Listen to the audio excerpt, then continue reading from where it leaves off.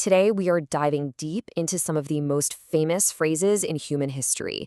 I mean, these are phrases you've definitely heard, but maybe, just maybe, haven't fully understood. We're going to uncover the surprising, honestly revolutionary power hidden right in plain sight. It all starts with this one, right?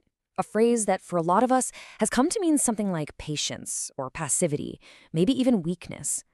Then you've got this one, which, doesn't get quite as much attention, but it's part of the exact same radical idea. And finally, this one, a phrase so common it's basically become a business cliché. Something you say to describe good customer service. So there's our famous trio, but here is the big question for today's explainer. What if their original meaning wasn't about passive submission at all? What if it was something way more strategic, defiant, and incredibly powerful? Let's get into it. So the first thing we absolutely have to grasp is that these aren't just random, disconnected pieces of advice. Nope. They are all part of one single continuous teaching from Jesus in the Sermon on the Mount. Think of it as a tightly woven, culturally explosive lesson that's really meant to be understood as a whole. And to really get that lesson, we've got to understand the world it was spoken into. We're talking about first-century Judea, a society with these rigid class hierarchies, living under the constant thumb of Roman military occupation. This historical context, well, it changes everything. So, Jesus kicks things off by referencing a law his audience knew inside and out, an eye for an eye. Now, originally, this law, known as lex talionis in Latin, wasn't about encouraging revenge. It was actually a legal principle meant to limit retaliation, to keep justice proportional inside a courtroom. But by Jesus' time, it had often become a justification for personal payback. The whole "you wronged me, so I have every right to get you back" mentality. Jesus counters this whole mindset with three incredibly specific examples. And as you can see here, they are not random at all. Each one targets a very distinct form of oppression his listeners were facing every single day: personal humiliation, economic exploitation, and political oppression. Okay, let's break down the first one. The wording is so precise you can't miss it. Whoever slaps you on your right cheek, that one little detail, the right cheek, is the master key to unlocking what's really going on here. So why does that matter so much? Well, in that culture, almost everyone used their right hand for social stuff. So for a right-handed person to hit your right cheek, they'd have to use a backhand slap.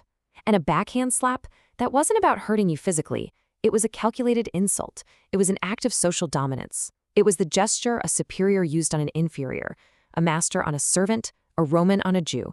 It was a gesture that said, "You are beneath me." So think about what happens when you follow the instruction and present your left cheek. Instantly, the aggressor's whole posture of superiority is broken. To hit you again, they can't use that demeaning backhand anymore. They're forced to choose. Either use a forehand slap, a blow between equals, or escalate to a closed fist. The entire power dynamic just got flipped on its head with a simple, dignified move. So this is the crucial point, right? This is not about passively taking abuse, not at all. It's a bold, silent declaration that you are an equal.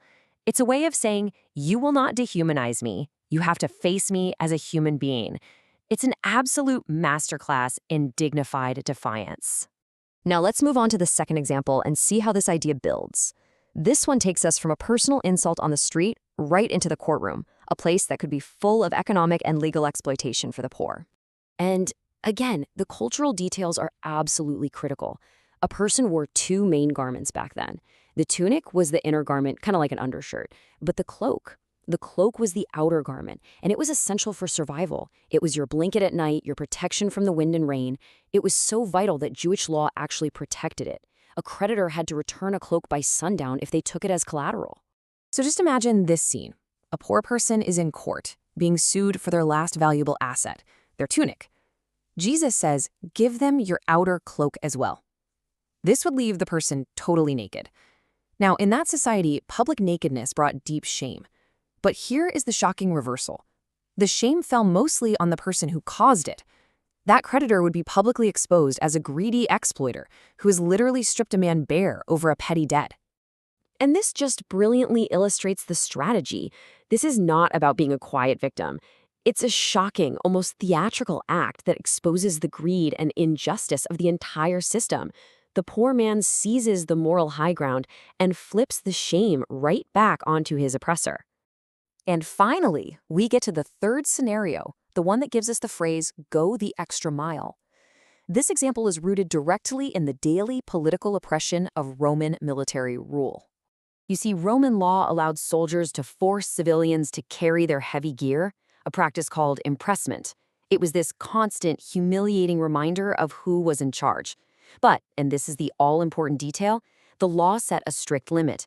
The soldier could only force you to go for exactly 1 Roman mile, no more. So picture it. The soldier makes you carry his stuff for 1 mile. The second you hit that 1 mile marker, his legal power over you ends. If you then turn and choose to keep going, the entire power dynamic flips. You are no longer being forced, you are acting out of your own free will. All of a sudden, the soldier's in a really awkward spot, maybe even breaking the law himself. You've just seized control of the situation. This is not about resentfully doing more work for the guy. It's about transforming an act of oppression into a moment of free choice. It is a powerful statement that says, you can command my body, but you cannot command my will. It is just a stunning act of reclaiming your own agency. Okay, so let's pull all 3 of these threads together. What we have here isn't 3 separate commands. What we have is one cohesive, revolutionary strategy for responding to evil in a totally new way. You know, when we're faced with oppression, our natural reactions are usually fight or flight. We either retaliate or we submit. But this shows how Jesus offers this creative third way. When you're insulted, you don't hit back or cower. You stand in your dignity. When you're exploited, you don't just give in. You expose the injustice. When you're oppressed, you don't violently resist or quietly resent it. You reclaim your agency. We can actually give this a name: kingdom resistance. It's a creative, nonviolent strategy that flat out refuses both retaliation and dehumanizing submission. It's a method designed to preserve human dignity while at the exact same time exposing evil for what it is. This is not passive acceptance, it is transformative resistance. And this really brings us to the ultimate point of this entire teaching. It's this profound statement about our own inner freedom. When you're slapped or sued or forced into service, you can still be dignified, secure, and free. Because the core message is this: you cannot control how other people act, but you can refuse to let their evil shape who you become. And that is a power no one can ever take away from you.